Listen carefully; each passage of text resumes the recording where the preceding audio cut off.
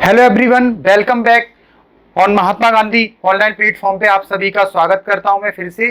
और जैसा कि हम लोगों ने क्रिकेट का पहला जो पार्ट देखा या उसको हमने कंप्लीट किया था, आप सभी ने काफी पसंद किया है। आप सभी की डिमांड पर फिर से मैं एक और पार्ट इसका लेके आया हूं। तो ये हमारा आज सेकंड पार्ट रहेगा स्पोर्ट में क्रिकेट का। बच्चों, क्रिकेट के अंतर्गत हम लोगों ने लास्ट सेक्शन में बहुत सारी बातों पे चर्चा करी थी।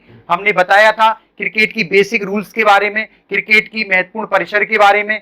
और आज हम क्या क्या पढ़ने वाले बच्चों, आज हम पढ़ने वाले पहली बात तो क्रिकेट के अंतर्गत सबसे बड़ा जो इसका प्रतियोगिता होती है बोलते हैं world cup. Cricket world cup के बारे में आज जानेंगे।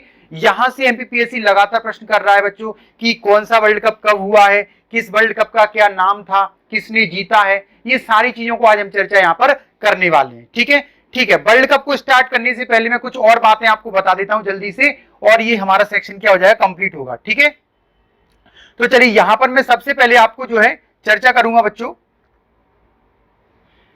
कल मैंने आपको क्रिकेट के बारे में एक विशेष बात बताई थी कि भाई खिलाड़ी जो है 10 प्रकार से क्या हो सकता है, आउट हो सकता है। ये बात मैंने कल आपको बताई थी, खिलाड़ी जो है 10 प्रकार से आउट हो सकता है। ठीक है बच्चों, अब आप कहेंगे कि भाई अभी हाल ही में एक और नियम आ चुका है आईसीसी का, और उसके अंतर्गत आपका एक टाइम आउट वाला सेक्शन हो रहा है, टाइम आउट। ठीक है, तो पहले तो मैं आपको यह बता देता हूं जल्दी से कि 10 प्रकार से कैसे खिलाड़ी आउट हो सकता है, फिर अपन बताएंगे हाल ही में एक नया रूल और आ गया टाइम आउट वाला। तो अब जो है अब खिलाड़ी 11 प्रकार से आउट हो जाएगा, 11 तरीके से। तो आप कहेंगे सर 10 प्रकार से आपने बताया था, ये 11वां कैसे आ गया? तो भाई ये बात मैं जो है नहीं बता रहा हूं, ये आईसीसी ने फिर से एक नया रूल बना दिया है कि अब जो है खिलाड़ी 11 तरीके से आउट होगा। ये बात क्लियर है बच्चों? तो अब जो है आईसीसी के नए रूल्स के अनुसार, आप पूछेंगे आईसीसी के नए रूल, तो 1 अक्टूबर 2022 से 1 अक्टूबर 2022 से नए रूल्स लागू हुए हैं। उन रूल्सों पर भी अपन चर्चा करेंगे, क्या नए रूल्स आ चुके हैं उन पे अपन चर्चा कर लेंगे। और साथ ही साथ यहां पर एक और आपने शब्द सुना होगा इंपैक्ट प्लेयर का, इंपैक्ट प्लेयर, ये भी एक नया आपने शब्द सुना है, अभी आईपीएल में ये चल रहा है इंपैक्ट प्लेयर। ये क्या होता है इस पर भी अपन चर्चा करेंगे। ठीक है बच्चों, तो सबसे पहले मैं आपको बताता हूं 10 प्रकार से आउट कैसे होता है। तो देखो 5 जो तरीके हैं ये बेसिक तरीके हैं, सामान्य तरीके से आउट होता है कोई भी प्लेयर। और ये 5 तरीके जो हैं, ये अगले 5 तरीके जो हैं ये कुछ विशेष प्रकार के तरीके हैं जिनसे खिलाड़ी आउट हो जाता है। बात क्लियर है? तो कुल मिलाकर 10 प्रकार के जो ये टाइप्स हैं जिनसे खिलाड़ी आउट हो सकता है क्रिकेट के अंदर। आउट होने का मतलब होता है कि वो खिलाड़ी जो है अब खेलेगा नहीं, यानी उसे ग्राउंड से बाहर जाना पड़ेगा। मतलब वो अब क्या हो गया, खेल में उसकी समाप्ति हो जाती है। क्लियर हो गया? यानी अब वो खेल में भाग नहीं ले सकता, खेल से वो बाहर हो जाएगा। ठीक है, तो आउट का मतलब यही होता है। ठीक है, अब देखो ध्यान से 5 तरीके, जो पहले 5 तरीके उन पे अपन देखेंगे। सबसे पहला तरीका जिसे बोलते हैं बोल्ड। क्या बोलते हैं बच्चों? क्लीन बोल्ड, इसे बोलते हैं क्लीन बोल्ड। क्लीन बोल्ड क्या होता है? क्लीन बोल्ड का सीधा सीधा सा मतलब होता है कि यहां पर जब जब बैट्समैन, अच्छा एक चीज और याद रखना आप लोग, बैट्समैन, ये जो मैं शब्द प्रयोग कर रहा हूं बैट्समैन, अब आईसीसी ने इसको भी बदल दिया है, बैट्समैन को भी जो है बदल दिया है। क्यों? क्योंकि क्या पुरुष ही क्रिकेट खेलते हैं? ऐसा तो नहीं है बच्चों, क्रिकेट तो महिलाएं भी खेलती हैं। तो महिला क्रिकेटर जो बैटिंग कर रही है उसको क्या कहेंगे? बैट्समैन कहेंगे? गलत हो जाएगा, तो उसको बैट्समैन तो नहीं कह सकते, तो बैट्स वुमेन कहेंगे क्या? ये भी अच्छा शब्द नहीं है। तो यहां पर उन्होंने क्या कर दिया, बैटर कर दिया है, बैटर। यानी जो बैटिंग करेगा उसे बैटर बोलेंगे, और अब जो है चाहे पुरुष हो चाहे महिला हो उसे क्या बोलेंगे, बैटर कहेंगे। तो याद रखें आप लोग, बैट्समैन की जगह बैटर कर दिया है, तो महिला हो या पुरुष हो। ठीक है, तो जब कोई भी बैटर बैटिंग करता है पिच के ऊपर, जब कोई बैटर बैटिंग करता है पिच के ऊपर, तो मैंने आपको बताया यहां से एक बॉलर बॉलिंग करेगा, यहां पे एक बैट्समैन या बैटर बैटिंग करेगा। तो यहां से बॉल डालने वाला व्यक्ति या बॉलर जब इसको क्या है, स्टैंप को क्या है, यहां पर वेल्स जो लगी होती है इसके ऊपर, वो आपकी क्या है, गिर जाती है। सीधा बॉल टकराएगी किससे, स्टैंप से, और वेल्स गिर जाएंगी, और खिलाड़ी को क्या कहा जाएगा, खिलाड़ी हो गया क्लीन बोल्ड। क्लियर हो गया? तो खिलाड़ी को क्लीन बोल्ड माना जाता है। ठीक है, तो पहला तरीका हमारा क्लियर हो गया बच्चों, क्लीन बोल्ड का तरीका। दूसरा तरीका क्या होता है? दूसरा तरीका है कैच आउट। कैच आउट, ये क्या होता है कैच आउट? जो बैटिंग कर रहा है बैटर, वो जब कोई शॉट लगाता है, तो जब बॉल हवा में जाती है और उस ग्राउंड के अंदर उस ग्राउंड के अंदर जो आपका खिलाड़ी जो है, जो फील्डिंग कर रहा है, वो क्या करता है, वो कैच को बिना किसी जो है बाह्य ताकत से या अपने हाथों से सीधा आपका पकड़ लेता है। और वो बॉल जो है वो जमीन से टच नहीं होनी चाहिए, बॉल आपकी जमीन से टच नहीं होनी चाहिए, और फ्री हैंड वो अपने हाथों से बॉल को जब पकड़ लेगा तो हम कहेंगे वो खिलाड़ी क्या हो गया, वो आपका खिलाड़ी हो गया कैच आउट। बात क्लियर है? तो कैच आउट ये तरीका होता है दूसरा। तो पहला तरीका क्लियर हो गया, दूसरा तरीका क्लियर हो गया, यानी बिना जमीन से टच किए बॉल को हवा के अंदर ही जब बॉल को पकड़ लिया जाता है फील्डर के द्वारा, जब बैट्समैन उस बॉल को शॉट लगाए। बात क्लियर है? तो ऐसी स्थिति में, लेकिन बॉल पकड़ने का जो है एक सीमा रेखा है, बाउंड्री लाइन के अंदर ही बॉल को पकड़ना होगा। यदि बाउंड्री लाइन के बाहर आपने बॉल पकड़ ली तो 6 माना जाएगा। ऐसा नहीं कि आप कहीं पे भी जाके बॉल पकड़ लें, ऐसा नहीं माना जाएगा। आपको सर्कल के अंदर ही बॉल को पकड़ना होगा, बाउंड्री लाइन के अंदर ही बॉल को पकड़ना होगा। ठीक है बच्चों, चलिए तो दूसरा टाइप क्लियर हो गया। तीसरा टाइप आपने एक सुना होगा एलबीडब्ल्यू, एलबीडब्ल्यू, एलबीडब्ल्यू। ये क्या होता है बच्चों? इसे बोलते हैं हिंदी में पगबाधा, पगबाधा, और इंग्लिश में बोलते हैं इसे leg before the wicket, leg before the wicket, leg before the wicket. अब ये लेग बिफोर द विकेट क्या होता है, याद रखना आप लोग, यहां पर जब कोई बैट्समैन बैटिंग करता है तो मिडिल स्टंप पे यदि बॉल जाकर टप्पा खाती है, मिडिल स्टंप पे बॉल जाकर टप्पा खाती है और उसके पैड से जाकर सीधा टकरा जाती है, यानी कि उसका बैट का संपर्क ना हो या यहां पर उसके ग्लिप्स का संपर्क ना हो और सीधा जाके पैड से टकरा जाए, और ऐसी स्थिति में वहां पर जब पैड से बॉल टकराएगी तो वहां पर उसको क्या मान लिया जाएगा, आउट मान लिया जाएगा। इसी को बोलते हैं लेग बिफोर द विकेट, यानी वहां से यदि पैर को हटा दें तो बॉल सीधा जाके कहां पे टकराती, स्टंप पे जाके टकराती, तो इस आधार पर बैट्समैन को आउट माना जाता है। लेकिन इसके भी कुछ रूल्स होते हैं बच्चों, याद रखना, बॉल एक तो लेग स्टंप पे हिट ना करे, यानी कि लेग स्टंप पे बाहर टप्पा ना खाए बॉल, ठीक है। दूसरे नंबर पे बॉल बहुत ज्यादा टर्न ना हो। तीसरे नंबर पे बॉल जो है इसी बीच पट्टी पे ही गिरनी चाहिए। ऐसे कुछ रूल्स होते हैं। और याद रखना आप लोग, यहां पर जो बॉल आपकी पैड से लगेगी तो वो काफी नीचे लगी हो, पैर की काफी ऊपर ना लगी हो, यानी घुटने से यदि नीचे लगी होगी तो प्रोबेबिलिटी बनती है एलबीडब्ल्यू की, यदि घुटने से ऊपर बॉल लगी होगी तो फिर वो खिलाड़ी को एलबीडब्ल्यू नहीं दिया जाता है। इसके लिए बच्चों सामान्य रूप से अपील की जाती है। बात क्लियर है? और एम्पायर को लगता है कि वो खिलाड़ी लेग बिफोर द विकेट है तो वो उसको क्या करेगा, आउट दे देगा। बात क्लियर है? तो ठीक है, फिर यहां पर तीसरे तरीके से आउट हो जाएगा खिलाड़ी। तो 3 तरीके से आउट हुआ। फोर्थ तरीका क्या होता है बच्चों? फोर्थ तरीका होता है, बोलते हैं स्टंपिंग। क्या बोलेंगे? स्टंपिंग।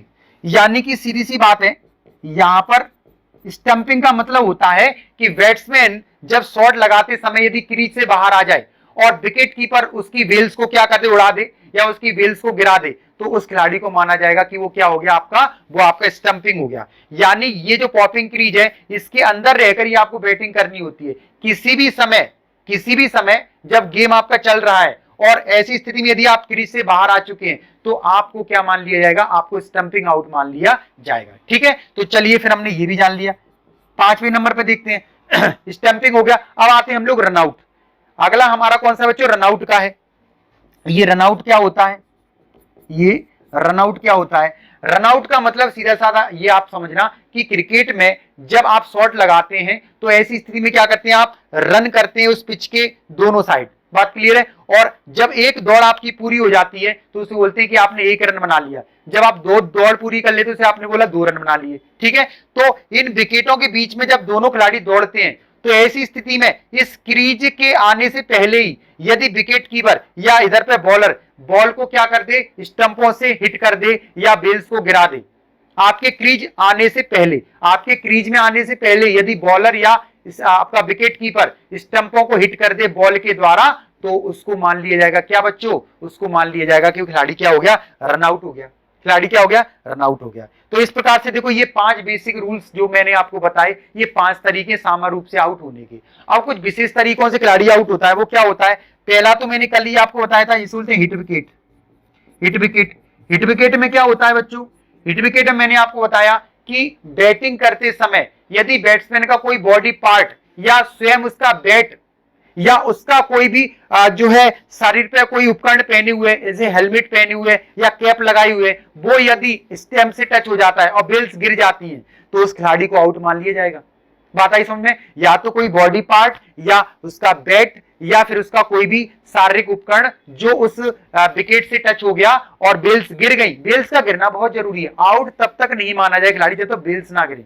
ये बड़ी गहरी बात है बच्चों, तो याद रखना स्टंप से टच होना ही काफी नहीं है, बेल्स का गिरना भी बहुत जरूरी है। तो यहाँ पर बेल्स यदि गिर गई तो खिलाड़ी को हिट विकेट मान लिया जाएगा। क्लियर हो गया। तो ये छठवें तरीके से खिलाड़ी क्या हो जाएगा बच्चों, आउट हो जाएगा। ये आपका छठवें तरीके से खिलाड़ी क्या हो जाएगा, आउट हो जाएगा। तो पहला तरीका हमने समझा बोल्ड, दूसरा तरीका समझा हमने कैच आउट, तीसरा समझा हमने एलबीडब्ल्यू, फोर्थ नंबर पे समझा हमने स्टंपिंग, और पांचवें नंबर पर हमने समझा रनआउट, और छठवें नंबर पर हमने समझा हिट विकेट। बात क्लियर है। अब तरीका सातवां क्या है, तरीका सातवां ये है of stating the field. Of stating the field, of stating the field मतलब सीधा सीधा से इसका ये है कि अगर कोई भी फील्डर ने थ्रो किया और थ्रो करते समय आपने जानबूझकर उस बॉल को रोकने का प्रयास किया, आपने बैट से या हाथ से उस बॉल को वहां पर रोकने का प्रयास किया, तो ऐसा माना जाएगा कि आपने जानबूझकर नियम को तोड़ा है और आपको जो है आउट करार दे दिया जाएगा। तो इसे बोलते हैं यानी कि आप सीधा सीधा बाधा पैदा कर रहे हैं, यानी फील्डिंग करने में बाधा पैदा कर रहे हैं। तो यहाँ पर ऑफसेटिंग द फील्ड का मतलब ये है कि आपने यहाँ पर क्या किया, बाधा पैदा किया, यानी कि थ्रो करते समय बॉल को जानबूझकर रोकना। थ्रो करते समय बॉल को जानबूझकर रोकने का मतलब आपको आउट मान लिया जाएगा। क्लियर हो गया। फिर आपने एक और कल मैंने आपको बताई था जिसे बोलते हैं मॉकडिंग। क्या बोलते हैं, मॉकडिंग। तो ये मॉकडिंग क्या होता है, मॉकडिंग कल मैंने आपको बताया कि नॉन स्ट्राइकर एंड पे जब कोई भी बैटर या बैट्समैन खड़ा हुआ है ना, और वो बॉल डालने से पहले यदि क्रीज से निकल गया और इधर से बॉलर ने बॉल जो है स्टंप को हिट कर दिया, बॉल से बेल्स को गिरा दिया, तो फिर आपको आउट मान लिया जाएगा। बात क्लियर है। तो बहुत ही सचेत होना जरूरी है कि यदि आप जो इस क्रीज से पहले ही निकल गए और बॉलर के हाथ से बॉल अभी डिलीवर नहीं हुई है तो वो आपको आउट कर सकता है। तो ऐसी स्थिति में उसको क्या बोला जाएगा, मॉकडिंग। ये एक प्रकार का रनआउट का ही नया तरीका है। पहले इसको खेल भावना के विपरीत माना जाता था, लेकिन अब इसको क्या कर दिया है, इसको मान्यता दी गई है कि अब आप खिलाड़ी को आउट कर सकते हैं जो नॉन स्ट्राइक एंड पे भागने का प्रयास कर रहा है। बात क्लियर है। एक है आपका हैंडल द बॉल, एक आपका जो है हैंडल द बॉल।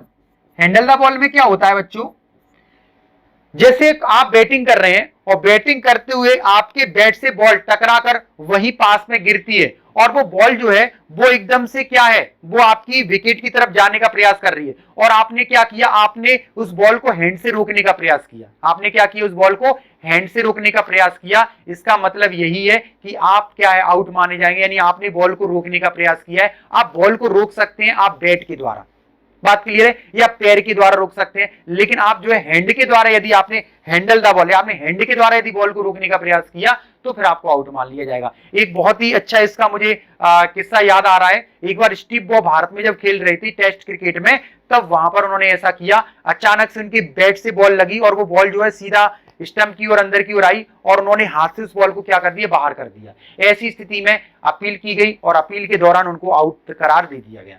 तो उनके लिए बहुत बड़ी ट्रेजेडी थी, हैंडल द बॉल के अंतर्गत उनको आउट दे दिया गया यहां पर। ठीक है। फिर एक और है हिट द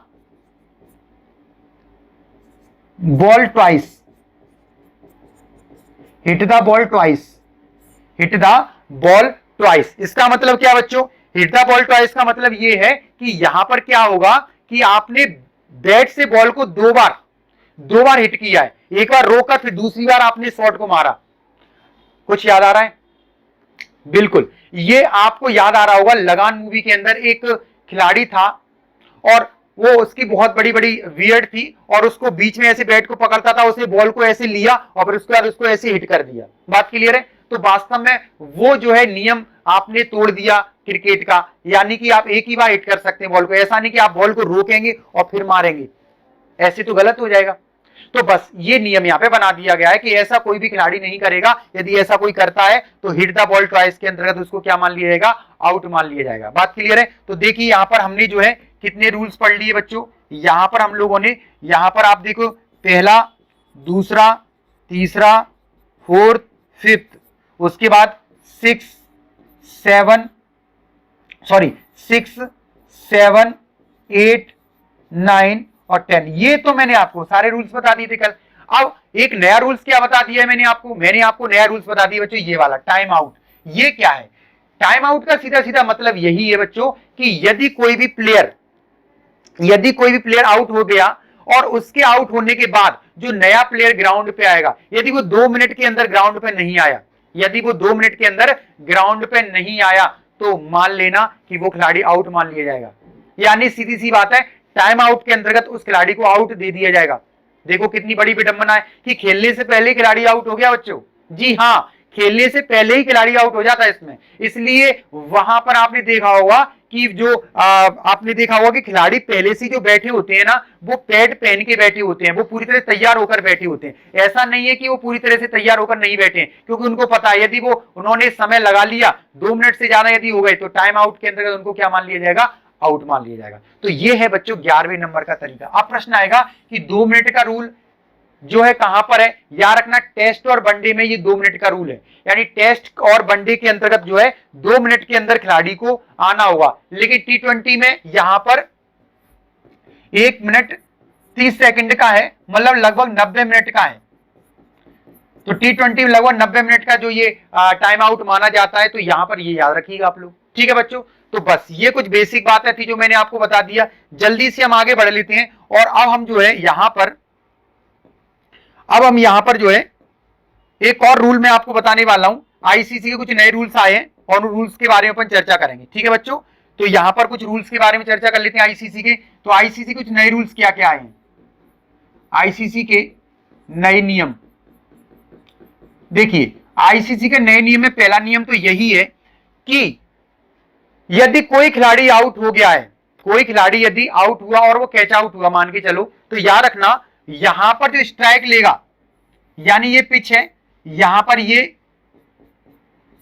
दोनों साइड में खिलाड़ी खेल रहे हैं और इस जगह पर जो स्ट्राइक पे था प्लेयर, ये क्या हो गया, ये शॉट मारते हुए आउट हो गया, कैच आउट हो गया। लेकिन शॉट मारते हुए क्या है, खिलाड़ी भागता भी तो है। तो यहां पर क्या होता है, पहले क्या होता था, इस साइड का जो प्लेयर होता था ये क्रॉस हो जाते थे, ये क्रॉस हो जाते थे, ये क्या हो जाते थे, क्रॉस हो जाते थे। ये इस साइड में यहां पे पहुंच गया और यहां पे जाके इसका क्या हो गया, कैच आउट हो गया।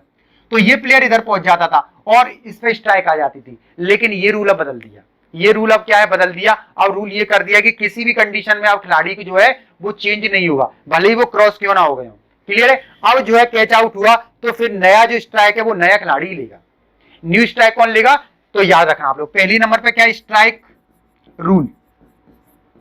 स्ट्राइक रूल, स्ट्राइक रूल में क्या है, खिलाड़ी के आउट होने पर, खिलाड़ी आउट होने पर नया खिलाड़ी क्या लेगा, स्ट्राइक लेगा। ये स्ट्राइक रूल में ये क्या कर दिया है।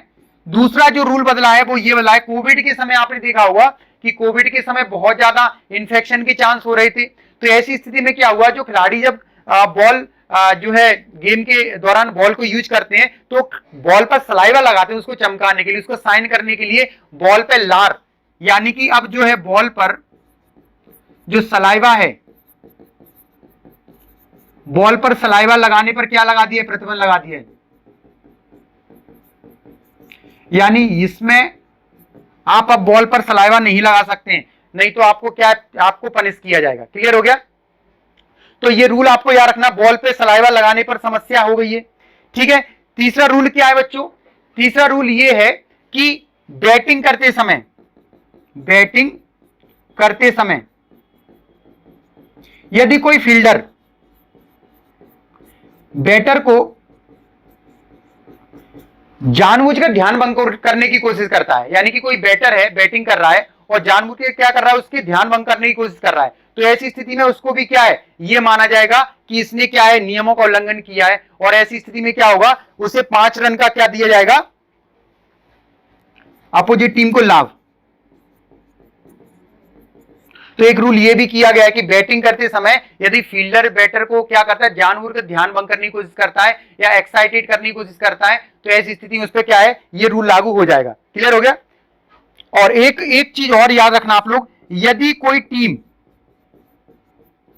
अपने निर्धारित समय में ओवरों को कंप्लीट नहीं करती है, यदि कोई भी टीम, क्योंकि एक्चुअली में क्या होता है, गेम का भी एक निश्चित टाइम ड्यूरेशन होता है, उस गेम के अंतर्गत ही मतलब उस समय सीमा के अंतर्गत ही आपको गेम को क्या समाप्त करना है। अब ऐसी स्थिति में यदि आपने गेम को निर्धारित समय में और ओवरों को समाप्त नहीं किया है तो क्या होगा बच्चों, यहां पर यह होगा कि फिर आपका लास्ट ओवर में, देखो ये मैंने 30 यार्ड की सर्कल बताई थी आपको और इसके अंदर आपको मैंने क्या बताई थी, पिच बताई थी।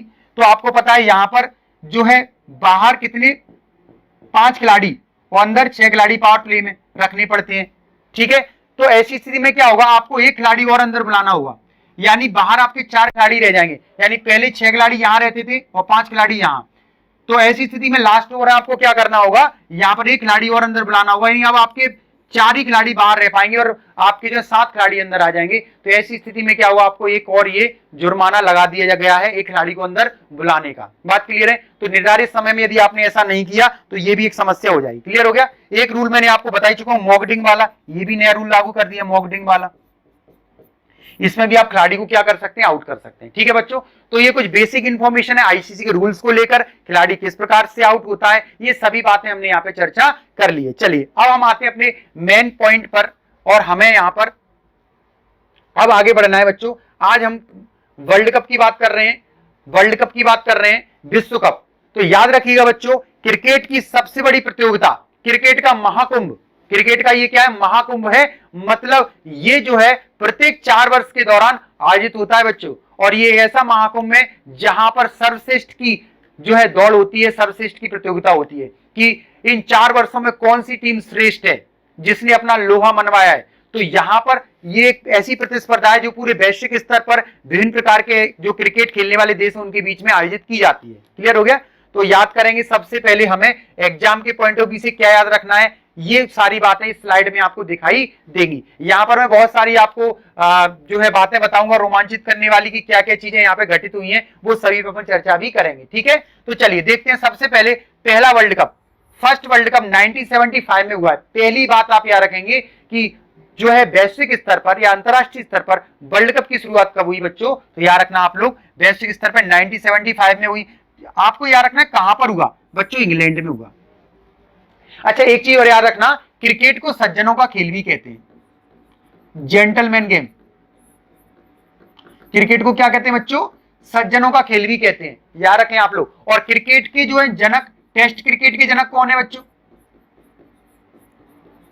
तो याद रखना WG ग्रेस, एक नाम आप याद कर लीजिएगा। टेस्ट क्रिकेट के जनक कौन है, तो WG ग्रेस है। लेकिन प्रश्न आएगा कि ओडीआई क्रिकेट के जनक कौन है, तो याद रखना कैरी पैकर। एक और नाम याद रखना आप लोग, कैरी पैकर, ये बहुत बड़ा नाम है। एग्जाम पूछ सकता है आपसे कि बताइए टेस्ट क्रिकेट के जनक कौन है, आप बताएंगे WG ग्रेस। बताइए वनडे क्रिकेट के जनक कौन है, आप बताएंगे कैरी पैकर। आपसे पूछा जाएगा क्रिकेट का नाम क्या है, याद रखना इसको हम क्या कहते हैं, इसको जेंटलमैन जो है गेम कहते हैं, यानी कि सज्जनों का खेल कहते हैं, सज्जनों का खेल कहते हैं। ये बात तो आपको पता होनी चाहिए कि हमारे यदि लोकल में जो गेम होता है तो आप देख सकते हैं कितनी लड़ाइयां होती हैं, लगता ही नहीं कि सज्जनों का खेल है। बात क्लियर है? खिलाड़ी जो खेलता है ना, वो कभी LBW तो मानता ही नहीं है, कभी रनआउट तो मानता ही नहीं है। बात आई समझ में? तो सज्जनों का खेल हमारे लिए तो नहीं है, लेकिन हाँ अंतरराष्ट्रीय स्तर पर ये सज्जनों का खेल है। ठीक है बच्चों, चलिए एक अलग बात है ये। तो आगे हम लौट कर आते हैं अपने टॉपिक पर। 1975 इंग्लैंड, इस कप को याद रखना, प्रूडेंशियल कप। विजेता था बच्चों वेस्ट इंडीज, और उपविजेता यानी कि हराया था ऑस्ट्रेलिया को। याद रखना भारत के जो है उस समय कैप्टन थे वेंकट राघवन। प्रश्न आएगा पहले वर्ल्ड कप में भारत के कप्तान कौन थे, ये प्रश्न यहां से बनेगा, इंपॉर्टेंट लगा लीजिएगा बच्चों। यहां पर ये बात बड़ी इंपॉर्टेंट हो जाएगी कि वेंकट राघवन पहले क्या थे, हमारे कैप्टन थे। और वर्ल्ड कप कब था, 1975 का था। कहां पे हो रहा था, इंग्लैंड में हो रहा था। जीता कौन था, वेस्ट इंडीज जीता था ऑस्ट्रेलिया को हराकर। किसको हराकर बच्चों, ऑस्ट्रेलिया को हराकर। वेस्ट इंडीज, जी हाँ, ये वेस्ट इंडीज टीम जो है कोई एक देश नहीं है बच्चों, याद रखना आप लोग। ये कैरेबियाई देशों के समूह से मिलकर एक टीम का निर्माण किया गया है मिडिल अमेरिका में। बात क्लियर है? तो याद रखना आप लोग, कैरेबियाई देशों के जो है समूह से मिलकर एक नई टीम गठित की है जिसका नाम है वेस्ट इंडीज।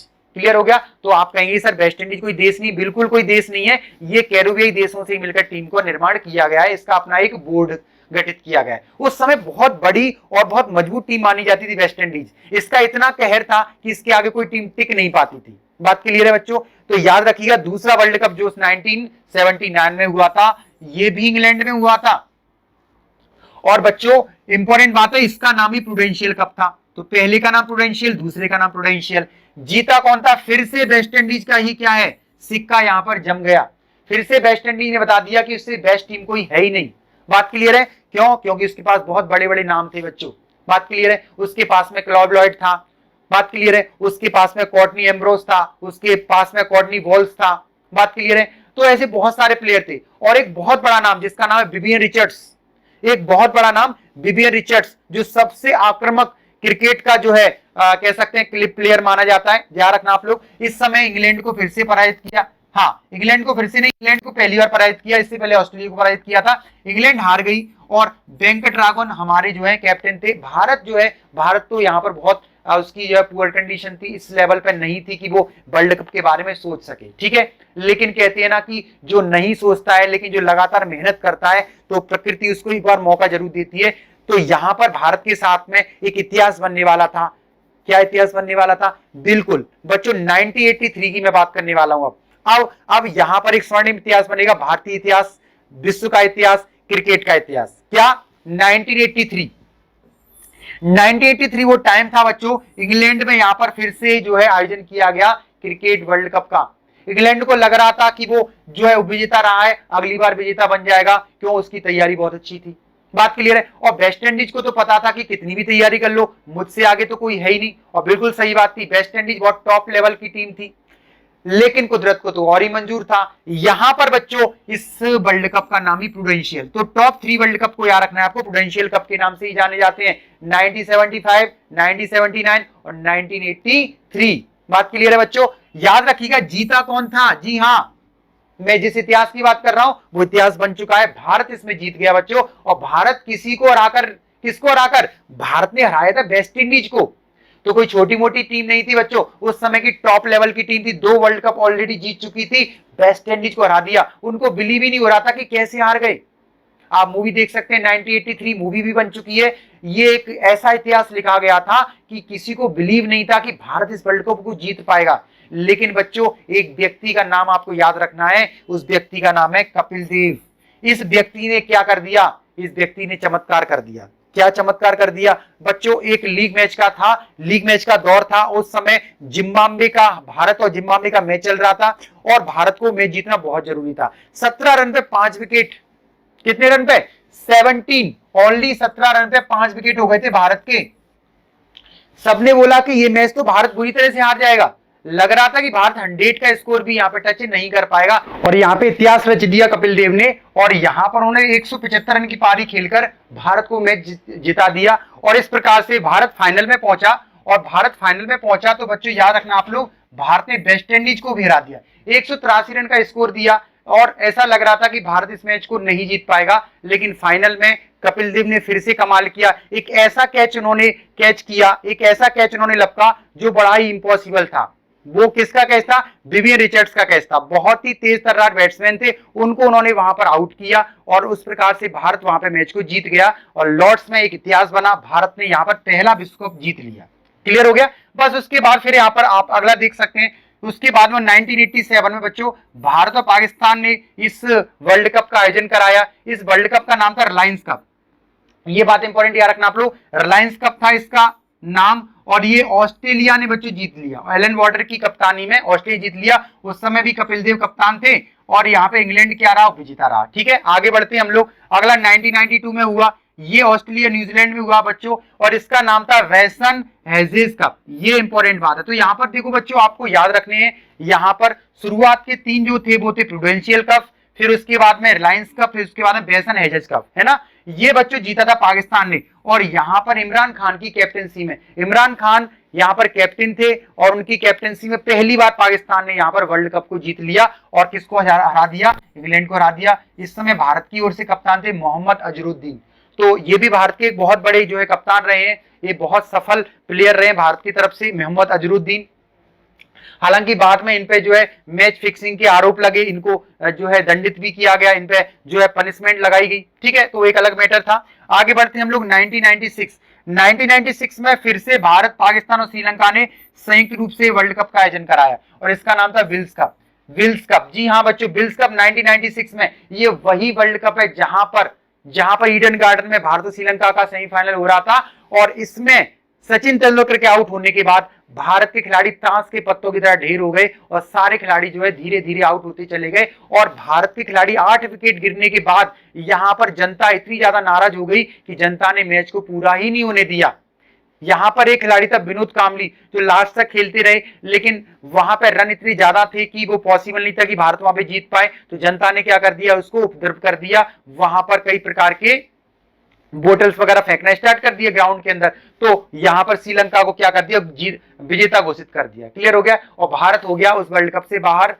और उसके बाद श्रीलंका ने जीत लिया इस वर्ल्ड कप को। और यहां पर बच्चों कैप्टन कौन थे श्रीलंका के, यहां पर कैप्टन थे अर्जुना रणतुंगा, एक बहुत बड़ा नाम, अर्जुना रणतुंगा कैप्टन थे। और भारत के कौन थे, मोहम्मद अजहरुद्दीन, फिर से मोहम्मद अजहरुद्दीन यहां पर कैप्टन थे। तो देखें आप लोग, यहां पर आप याद रखेंगे। फिर नेक्स्ट आता है 1999 का, इंग्लैंड में हुआ था बच्चों विश्व कप ये, और इसका कुछ कोई स्पेशल नाम नहीं था, ठीक है, फिर इसके कोई विशेष नाम नहीं है। यहां तक एग्जाम में पूछा गया, एक बार एग्जाम में पूछा जा चुका है कि जो है रिलायंस कप, तो याद रखना ये आपका 1987 में हुआ था, ये कुछ क्वेश्चन बने थे। यहां पर फिर ऑस्ट्रेलिया ने जीत लिया, यहां पर ऑस्ट्रेलिया ने जीता बच्चों, किसको हराकर, पाकिस्तान को हराकर। मोहम्मद अजहरुद्दीन इस समय क्या थे, कप्तान थे।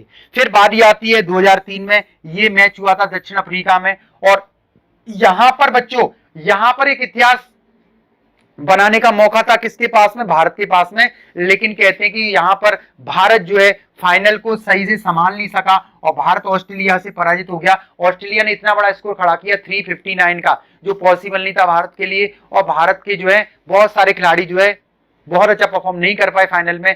हालांकि वीरेंद्र सहवाग ने बहुत अच्छी बैटिंग करी थी, उन्होंने 84 का स्कोर किया था। और यहां पर कैप्टन थे सौरव गांगुली, तो सौरव गांगुली कैप्टन थे यहां पर भारत की। लेकिन परफॉर्मेंस बहुत अच्छी रही थी, ऑस्ट्रेलिया को छोड़ दिया जाए तो पूरे वर्ल्ड कप में भारत ने बहुत अच्छी जो है गेम को खेला था। भारत के बॉलर उस समय जवागल श्रीनाथ है ना, आशीष नेहरा और जहीर खान जैसे बॉलर वहां पर थे। ठीक है, चलिए उसके बाद आगे बढ़ते हैं हम लोग 2007 में वेस्ट इंडीज में हुआ था। और ये मैच भी ऑस्ट्रेलिया ने जीत लिया, किसको हराकर, श्रीलंका को। राहुल द्रविड़ उस समय कैप्टन थे। भारत यहाँ पे बच्चों लीग मैच में ही बाहर हो गया, भारत जो है टॉप में ही नहीं पहुंच पाया, टॉप 4 में भारत यहाँ पे नहीं पहुंच पाया। ठीक है, अगली बात आती 2011 की बच्चों। अब इतिहास फिर से लिखने वाला था। भारत का एक लंबा इंतजार जो चल रहा था 1983 के बाद कि अब भारत वर्ल्ड कप कब जीतेगा, अब भारत वर्ल्ड कप कब जीतेगा। तो भारत के पास में फिर से एक नया मौका आ गया, एक सुनहरा अवसर आ गया। ये मैच भी भारत, श्रीलंका और बांग्लादेश ने संयुक्त रूप से कराया। और इस वर्ल्ड कप में भारत के जो बहुत बड़े खिलाड़ी जिनका नाम है महेंद्र सिंह धोनी, जी हाँ, ये भारत के हम कह सकते हैं एक अवतार के रूप में आए, जिन्होंने भारतीय क्रिकेट के जो स्तर को सबसे टॉप पे लेकर गए, भारत को सभी फॉर्मेट में जीत दिलाई। और भारत की फॉर्मेट में इन्होंने सबसे पहले भारत को T20 वर्ल्ड कप दिलाया और उसके बाद 2011 में भारत को विश्व कप दिलाया ओडीआई का। बात क्लियर है। और श्रीलंका को पराजित किया, भारत उसमें विजेता बन गया। बच्चों याद होगा विनिंग शॉट महेंद्र सिंह धोनी का, जो उन्होंने कहां लगाया, मुंबई के वानखेड़े स्टेडियम में लगाया और समस्त भारतीयों की जो है जीत को उन्होंने सुनिश्चित किया और भारत यहां पे वर्ल्ड कप को जीत गया। क्लियर हो गया, ये भारत का दूसरा वर्ल्ड कप था। तो पहला तो 1983 में और फिर दूसरा 2011 में भारत ने जीत लिया। ठीक है, 2015 में ऑस्ट्रेलिया न्यूजीलैंड में हुआ, ये वर्ल्ड कप जो है ये ऑस्ट्रेलिया फिर से जीत गया और यहाँ पर न्यूजीलैंड को पराजित किया। MS धोनी इस समय क्या थे, कैप्टन थे। ठीक है, फिर उसके बाद में आगे आते हैं 2019 का, इंग्लैंड में ही हुआ था बच्चों। यहां पर इंग्लैंड जीता लास्ट वर्ल्ड कप 2019 का, जहां पर इंग्लैंड जीता। हालांकि जो फाइनल था वो एक ऐसे रूल के तहत उसको विजेता बनाया गया कि सबसे अधिक चौके किसने लगाए। लास्ट जो है ओवर में टाई हो गया दोनों के बीच में, तो उस पर देखा गया कि सबसे अधिक चौके जिस टीम ने लगाए थे वही टीम विजेता घोषित की गई। तो ये रूल थोड़ा समझ से परे था, बट आईसीसी का रूल था, तो कहीं ना कहीं इंग्लैंड यहाँ पे जीत गया। और न्यूजीलैंड जो दावेदार था, न्यूजीलैंड लगभग जीत ही गया था, लेकिन कहते हैं कुदरत को कुछ और ही मंजूर था। और जिस खेल का जो जन्मदाता कहते हैं ब्रिटेन को, जो इंतजार कर रहा था कि कब जो है उसको वर्ल्ड कप हाथ में देखने को मिलेगा, कब वो वर्ल्ड कप उठाएंगे, तो याद रखना 1975 से बहुत लंबा टाइम पीरियड लगा और 2019 में उनका इंतजार हो गया खत्म। और पहली बार ब्रिटेन जिसने इस खेल को क्या किया, जन्म दिया, उसी ने इसको वर्ल्ड कप को यहाँ पे जीत लिया। क्लियर हो गया, यहां पर याद रखना आप लोग।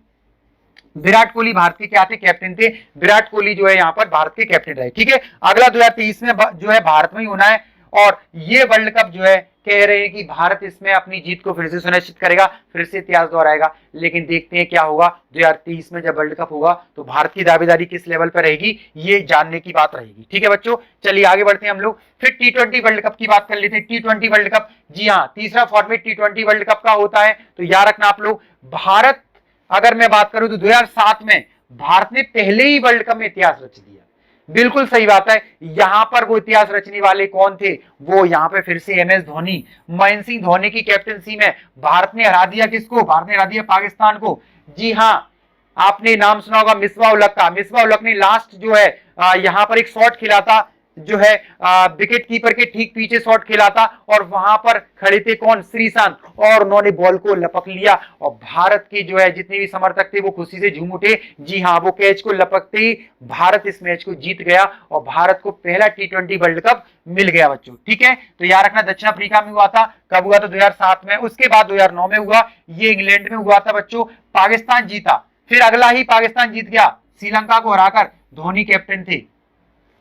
फिर 2010 में हुआ, 2010 में वेस्ट इंडीज में हुआ, इंग्लैंड जीत गया बच्चों। सॉरी, हाँ, इंग्लैंड जीता इसमें और ऑस्ट्रेलिया को हरा दिया। इंग्लैंड को जीत गया और ऑस्ट्रेलिया को हरा दिया। इस समय भी MS धोनी कैप्टन थे। ठीक है, फिर अगला आता है 2012 में, जो 2-2 साल के अंतराल पे होते हैं, याद रखें आप लोग, है ना। श्रीलंका में हुआ, वेस्ट इंडीज जीता, किसको हरा दिया? श्रीलंका को। MS धोनी फिर से कैप्टन थे। भारत का निराशजनक प्रदर्शन जारी रहा लगातार। फिर उसके बाद 2014 में बांग्लादेश में हुआ, यहाँ पर श्रीलंका जीत गया भारत को हराकर। भारत फाइनल में पहुंचा लेकिन भारत श्रीलंका से हार गया। MS धोनी फिर से क्या थे? यहाँ पर कैप्टन थे। उसके बाद आते हैं 2016 में भारत में ही हुआ, वेस्ट इंडीज जीत गया बच्चों, किसको हराकर? इंग्लैंड को, और विराट कोहली इसमें क्या थे? कैप्टन थे। ठीक है, फिर आगे आते 2021 का। 2021 में ये कहां पे हुआ था? UAE में हुआ था, ओमान में, जिसमें ऑस्ट्रेलिया जीत गया, किसको हराकर? न्यूजीलैंड को हराकर। विराट कोहली जो है यहाँ पर कैप्टन थे। और फिर 2022 ऑस्ट्रेलिया, ये इंग्लैंड ने जीत लिया और पाकिस्तान को हरा दिया। रोहित शर्मा इसमें क्या थे? भारत के कैप्टन थे। अगला प्रस्तावित कहां पर? 2024 में वेस्ट इंडीज है और USA में है। यहां पर आप देखेंगे अब कौन जीतता है, भविष्य बताएगा। 2026 का कहां पर है? भारत श्रीलंका में। यहां पर भी भविष्य बताएगा कौन जीतेगा। अगला है 2028 में ऑस्ट्रेलिया न्यूजीलैंड में, और 2030 में इंग्लैंड, वेल्स और आयरलैंड में। क्लियर हो गया? तो ये कुछ आगामी प्रतियोगिता रहेंगी T20 करंट अफेयर में, आप इसको तैयार करिएगा। आगे बढ़ते हैं हम लोग, आगे देखते हैं। तो महिला विश्व कप की बात मैं आपसे कर रहा हूं। T20 महिला विश्व कप की शुरुआत 2009 में हुई थी। जी हाँ, T20 महिला विश्व कप की शुरुआत 2009 में हुई थी। ये 8वां संस्करण जो है 2023 में दक्षिण अफ्रीका में संपन्न हुआ। और इसमें बच्चों विजेता कौन रहा? इसमें विजेता याद रखना आप लोग, ऑस्ट्रेलिया, और इसमें भारत क्या रहा? उपविजेता रहा। ठीक है, सर्वाधिक खिताब ऑस्ट्रेलिया ने जीते 6 बार। और 2024 का विश्व कप बांग्लादेश में होगा, ये बात भी अब याद रखना है। और 2026 विश्व कप कहां पे होगा? इंग्लैंड में प्रस्तावित है। तो महिला विश्व कप याद रखें आप लोग। नेक्स्ट आते हैं हम लोग, अब एक और आपको ट्रॉफी याद रखनी है, ICC चैंपियंस ट्रॉफी। इसकी शुरुआत हुई थी 1998 से, 1998 से इसकी शुरुआत हुई थी बच्चों। और ये जो ट्रॉफी है ये मिनी वर्ल्ड कप कहा जाता है, यानी ODI के बाद में जो सबसे बड़ा जो है प्रतियोगिता ICC चैंपियंस ट्रॉफी है। 8वां संस्करण 2017 में इंग्लैंड में। विजेता कौन रहा था बच्चों? पाकिस्तान। भारत इसमें क्या हो गया? पराजित हो गया था पाकिस्तान से। ये एक बड़ी जो है भारत को हार मिली थी इसमें। चैंपियंस ट्रॉफी में भारत ने 2 बार खिताबी जीत यहाँ पे हासिल की है, याद रखें आप लोग। 2002 श्रीलंका के साथ संयुक्त रूप से भारत जीता था, तो याद रखना एक बार संयुक्त रूप से जीता है और 2 बार उसने जो है भारत ने यहाँ पर ICC ट्रॉफी को जीता है, 2013 इंग्लैंड को हराकर। ठीक है, नेक्स्ट आगे बढ़ते हैं हम लोग, एशिया कप की बात करते हैं। तीसरे नंबर का ये जो है ट्रॉफी मानी जाती है, एशियाई स्तर पे होती है, याद रखें आप लोग। इसमें भारत के साथ साथ में आप देखें तो श्रीलंका भाग लेता है ना, बांग्लादेश भाग लेता है, ठीक है, अफगानिस्तान भाग लेता है। तो संचालन ACC के द्वारा होता है, एशियन क्रिकेट काउंसिल के द्वारा। पहला संस्करण 1984 में शारजा में खेला गया था, UAE में। 15वां संस्करण 2022 UAE। विजेता कौन रहा बच्चों? श्रीलंका रहा, और इसमें पाकिस्तान को हरा दिया। ठीक है, 16वां संस्करण 2023 में पाकिस्तान में क्या है? प्रस्तावित है। सर्वाधिक बार भारत ने ही जीता है, आपको पता ही है, एशिया में सबसे स्ट्रॉन्ग टीम में भारत का नाम आता है। 7 बार भारत ने इस खिताब को जीता है। 2016 और 2020 में T20 फॉर्मेट और शेष 50-50 फॉर्मेट में ये खेला गया था। क्लियर हो गया? तो ये कुछ बेसिक बात है, आप याद रखना आप लोग एशिया कप के बारे में। आगे बढ़ते हैं हम लोग, वैश्विक क्रिकेट संबंधी कुछ तथ्य हैं बच्चों, ये बहुत इंपॉर्टेंट है, यहां से एग्जाम प्रश्न बनते ही बनते हैं, तो हम यहाँ पे चर्चा करेंगे। ठीक है, क्या तथ्य है? सबसे पहला तथ्य बहुत बड़ा ये आपका तथ्य है, ये क्या है? विश्व में सबसे ज्यादा रन किसने बनाए? क्रिकेट के इतिहास में विश्व में सबसे ज्यादा रन किसने बनाए बच्चों? जी हाँ, इसको कहते हैं क्रिकेट का भगवान। बात क्लियर है? जी हाँ, क्रिकेट का भगवान। तो याद रखना आप लोग, ये नाम जो है, ये नाम किसी परिचय का मोहताज नहीं है। जी हाँ, इसको हम कहते हैं मास्टर ब्लास्टर। क्या कहते हैं? Master blaster. याद रखना, आपने एक शब्द सुना होगा लिटिल मास्टर, दोनों में अंतर है बच्चों, लिटिल मास्टर। तो अगर आपसे पूछा जाए मास्टर ब्लास्टर कौन है, तो याद रखना सचिन तेंदुलकर है। यदि आपसे पूछा जाए लिटिल मास्टर कौन है, तो याद रखना ये भी किसी परिचय का मोहताज नहीं है, जी हाँ सुनील गावस्कर, इनको लिटिल मास्टर कहते थे। याद रखें आप लोग, दोनों ही मुंबई से बिलोंग करते हैं, याद रखना। लेकिन टेस्ट में अगर अपन बात करें तो सुनील गावस्कर का सिक्का सबसे ज्यादा माना जाता है, और अगर अपन कंप्लीट फॉर्मेट की बात करें पूरे, तो याद रखना सचिन तेंदुलकर। सचिन तेंदुलकर ने जो है 100 सेंचुरीज लगाई हैं, याद रखें आप लोग। टेस्ट में उन्होंने जो है 51 शतक लगाए, याद रखना, और रन उनके 15,921 रन, ठीक है। एक दिवसीय मैच 18,426, 49 शतक, याद रखें आप लोग। तो 51 और 49। विश्व में सर्वाधिक विकेट, जी हाँ ये भी एक बहुत बड़ा नाम है। विश्व में सबसे ज्यादा विकेट लेने का रिकॉर्ड जो है वो स्पिनर कौन है आपके, मुथैया मुरलीधरन। ये आपके 800 विकेट ले चुके हैं, 800 विकेट ले चुके हैं मुथैया मुरलीधरन, याद रखें आप लोग। ये भी एक बहुत बड़े स्पिनर रहे हैं श्रीलंका के। फिर एक दिवसीय मैच की बात करें तो 534 विकेट ली इन्होंने, याद रखें आप लोग। टेस्ट क्रिकेट में सबसे लंबी व्यक्तिगत पारी का रिकॉर्ड जो है वो ब्रायन लारा के पास है, 400 रन का है, याद रखना, और नॉट आउट रहे थे। इससे पहले भी इनका रिकॉर्ड था 375 का, फिर उसको मैथ्यू हेडन ने तोड़ दिया, फिर उन्होंने तोड़ दिया किसने, ब्रायन लारा ने। तो ब्रायन लारा ने 400 रन बना दिए व्यक्तिगत रूप से, याद रखें आप लोग। फिर उसके बाद एक दिवसीय मैच में सबसे लंबी व्यक्तिगत पारी, जी हाँ शर्मा जी, कौन, रोहित शर्मा। रोहित शर्मा, याद रखें आप लोग, इन्होंने 264 रन बनाए थे। कहां पर बनाए थे, ईडन गार्डन में श्रीलंका के खिलाफ। तो 264 रन बनाने वाले ये क्या थे, आपके भारतीय थे। ये व्यक्तिगत रूप से बहुत बड़ा स्कोर माना जाता है। आगे बढ़ते हैं हम लोग, चलिए आगे देखते हैं T20 में। T20 व्यक्तिगत रूप से सबसे लंबी पारी बच्चों किसको जाता है श्रेय, एरन फिंच को। ये ऑस्ट्रेलिया के हैं, 172 रन किसके खिलाफ बनाए थे इन्होंने, जिम्बाब्वे के खिलाफ बनाए थे, 172 रन, जी हाँ। T20 में एक बहुत बड़ा स्कोर व्यक्तिगत रूप से।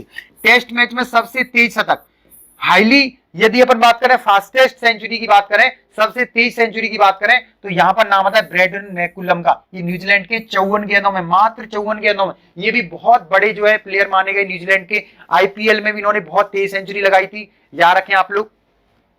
एक दिवसीय मैच में सबसे तेज शतक लगाने का रिकॉर्ड है एबी डिविलियर के नाम, जी हाँ एबी डिविलियर। इनको 360 डिग्री प्लेयर कहते हैं। क्या कहते हैं, 360 डिग्री प्लेयर। अब आप मुझे बताइए भारत में 360 डिग्री प्लेयर कौन या किसको संज्ञा दी गई है, जी हाँ आप याद रखेंगे कौन है, सूर्य कुमार यादव। सूर्य कुमार यादव, इनको भी भारत में क्या कहते हैं, 360 डिग्री एंगल का प्लेयर कहते हैं। यानी कि हर एंगल पे ये शॉट लगा सकते थे। मात्र 31 गेंदों में, मात्र 31 गेंदों में सेंचुरी लगाई इन्होंने। T20 में सबसे तेज शतक डेविड मिलर के नाम है, दक्षिण अफ्रीका में, मात्र 36 गेंदों में, 36 में इन्होंने सबसे तेज शतक लगाया है।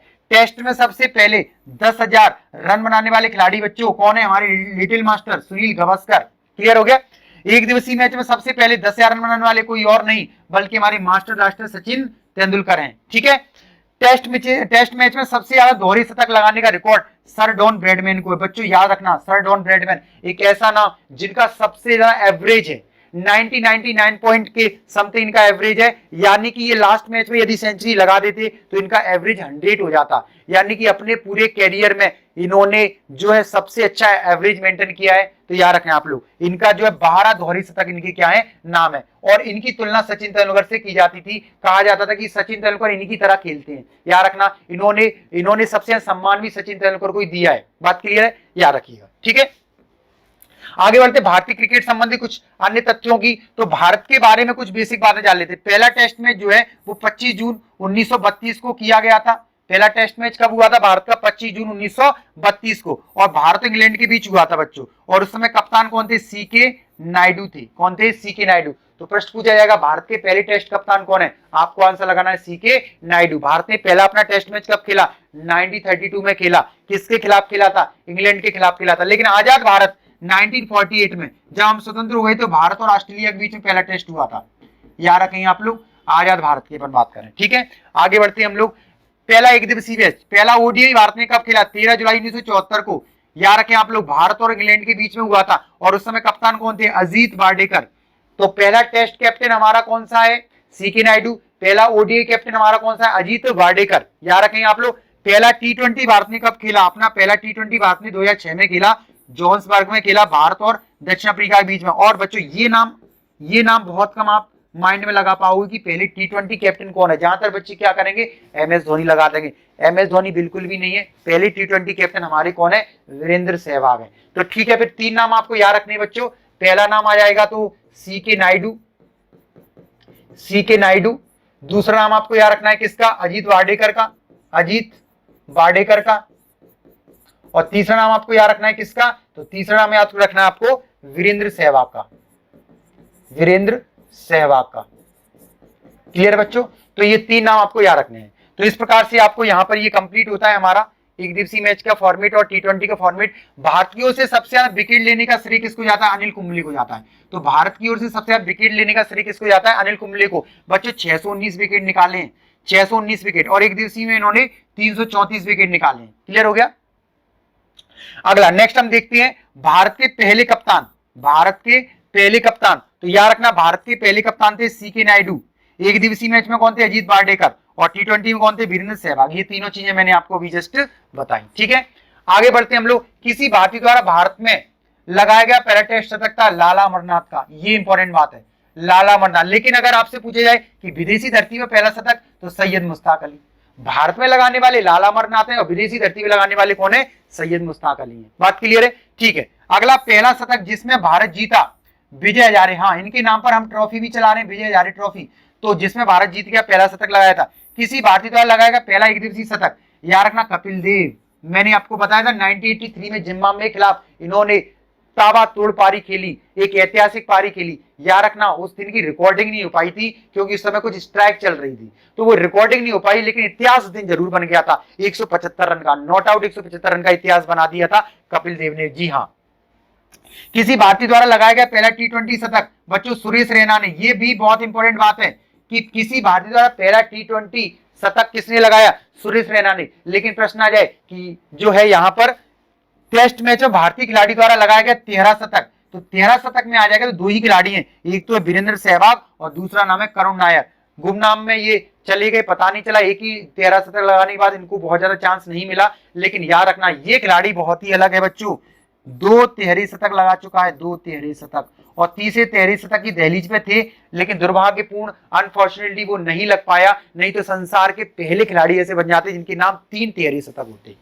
ठीक है, लेकिन फिर भी इन्होंने 2 दोहरे शतक लगाकर, और याद रखना भारत की तरफ से पहले तिहरे शतक लगाने का रिकॉर्ड भी ट्रिपल सेंचुरी का वीरेंद्र सहवाग के नाम ही है। ठीक है बच्चों, तो याद रखेंगे आप लोग। यहाँ पर एक दिवसीय मैच में सर्वाधिक दोहरे शतक, 3 दोहरे शतक किसके नाम है, ये तो कमाल ही कर दिया, ये तो कमाल ही कर दिया। रोहित शर्मा जी ने 3 दोहरे शतक लगा दिए वनडे क्रिकेट में। मुझे नहीं लग रहा कि इतना आसान होगा इनके रिकॉर्ड को तोड़ना। ठीक है बच्चों, आगे बढ़ते हैं। एक दिवसीय मैच में दोहरा शतक लगाने वाले सबसे कम उम्र के खिलाड़ी कौन बन गए, जी हाँ सुमन गिल। सुमन गिल 2023 न्यूजीलैंड के खिलाफ। सारा तेंदुलकर नाम याद आ रहा है कुछ आपको, सुमन गिल से कुछ कनेक्शन, चलिए वो अलग बात है, लेकिन याद रखिएगा सुमन गिल जो न्यूजीलैंड के खिलाफ 2023 में इन्होंने सबसे कम उम्र के ये क्या है, दोहरे शतक लगाने वाले खिलाड़ी बन गए। एक दिवसीय मैच में डेब्यू मैच में एकदम उन्होंने पदार्पण किया के राहुल ने, और 2014 में क्या लगा दिया, ऑस्ट्रेलिया के खिलाफ डेब्यू मैच में ही शतक लगा दिया। यानी पहले ही मैच में, अपने लाइफ के पहले मैच में ही क्या लगा दिया, सेंचुरी लगा दी। ठीक है। उसके बाद में भारत द्वारा जीता गया पहला टेस्ट मैच 1951-52 का मद्रास में था, इंग्लैंड के खिलाफ। भारत पहला अपना टेस्ट मैच जीता मद्रास में, किसके खिलाफ जीत गया बच्चों, वो जीत गया था इंग्लैंड के खिलाफ। ठीक है, चलिए आगे बढ़ते हैं हम लोग। क्रिकेट में सबसे उच्च स्कोर की बात करें, भारत का 726 रन का 2009 मुंबई श्रीलंका के खिलाफ, और एक दिवसीय मैच में 418 रन भारत ने बनाए इंदौर में वेस्ट इंडीज के खिलाफ। जी हाँ, वीरेंद्र सहवाग, यहाँ पर सहवाग ने क्या लगाया था, डबल सेंचुरी लगाई थी। तो सहवाग की डबल सेंचुरी का जो है यहाँ पर रिकॉर्ड था T20 260 रन इंदौर में। ठीक है, तो ये कुछ भारत के हाईएस्ट स्कोर है, याद रखना आप लोग, टेस्ट में, वनडे में और T20 में। टेस्ट में 726 है, वनडे में 418 है और T20 में 260 है। भारत की ओर से पहली हैट्रिक लगाने का जो श्रेय जाता है वो जाता है हरभजन सिंह को। याद रखना आप लोग, भारत की ओर से पहली, लेकिन ये टेस्ट हैट्रिक है। टेस्ट मैच में हैट्रिक लगाने का रिकॉर्ड किसको है, हरभजन सिंह को है। और भारत की ओर से पहली एक दिवसीय हैट्रिक, जी हाँ, वर्ल्ड कप में ही लगाई थी, 1987 के वर्ल्ड कप में इन्होंने लगाई थी न्यूजीलैंड के खिलाफ, चेतन शर्मा ने। याद रखें आप लोग। और भारत की ओर से पहली T20 हैट्रिक का श्रेय जाता है दीपक चहर को, 2019 में बांग्लादेश के खिलाफ लगाई थी। याद रखेंगे आप लोग। और टेस्ट मैच में एक पारी में 10 विकेट का रिकॉर्ड अनिल कुंबले के नाम है। एक पारी में 10 विकेट लगाए बच्चों, याद रखेंगे आप लोग। न्यूजीलैंड के खिलाफ एजाज पटेल ने भी भारत के खिलाफ जो है 10 विकेट निकाले थे, याद रखें आप लोग। तो यहां पर हमने देख लिया हरभजन सिंह टेस्ट में, उसके बाद याद रखना आप लोग चेतन शर्मा वनडे में, और दीपक चहर, और याद रखना 2 बार हैट्रिक लगाने का रिकॉर्ड कुलदीप यादव के नाम है। कुलदीप यादव को 2 बार हैट्रिक लगाने का रिकॉर्ड इनके नाम है, कुलदीप यादव। और टेस्ट मैच में पहले ही ओवर में, टेस्ट मैच के पहले ही ओवर में हैट्रिक लगाने का रिकॉर्ड इरफान पठान के नाम है, इरफान पठान। तो टेस्ट मैच के पहले ही ओवर में हैट्रिक बनाने का रिकॉर्ड इरफान पठान के नाम है। 2 बार हैट्रिक लगाने का रिकॉर्ड किसके नाम है? कुलदीप यादव के नाम है ना। और हरभजन सिंह ने टेस्ट में लगाया है, ओडीआई में चेतन शर्मा ने लगाया है, और आपका जो है T20 में दीपक चहर के द्वारा लगाया गया है। ठीक है, याद रखिएगा आप लोग। तो इस प्रकार से ये हमारा एक टॉपिक कवर होता है। अगले सेक्शन में हम मिलेंगे एक नए टॉपिक में, आईपीएल को चर्चा करेंगे, और साथ ही साथ क्रिकेट की कुछ और रोचक तथ्यों के बारे में बात करेंगे, कुछ महत्वपूर्ण खिलाड़ियों के बारे में बात करेंगे। तो इस सेक्शन में हम इतना ही रखते हैं। धन्यवाद।